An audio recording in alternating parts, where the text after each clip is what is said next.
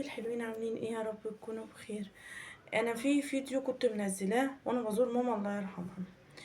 انا بعد ما قريت الفاتحه انا وجوزي، راح جوزي وانا بكلم ماما زي ما كنت بكلمها، يعني ما كنت بقعد معاها الله يرحمها يعني.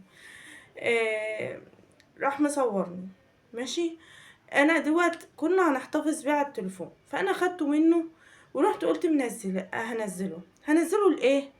ان واحد مخاصم مامته، يعني ان الام ما بتتعوضش.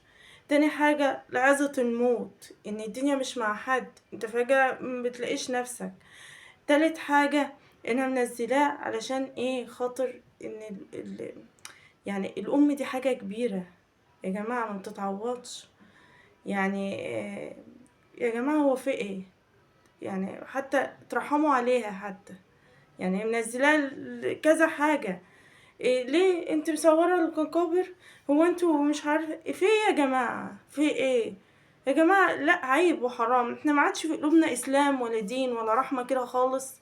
انا قلوب تعمل حظر وحاجات. ليه كده؟ ليه يا جماعه؟ اتقوا الله، اتقوا الله. ده موت كمان.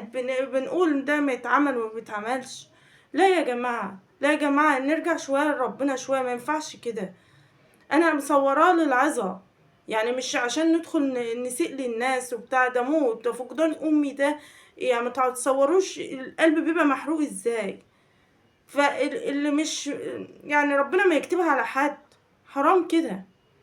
بس انا قلت اقول لكم الفيديو ده، وبما ان حد قال كلمة عند ربنا و... والناس الكويسة. مع السلامة.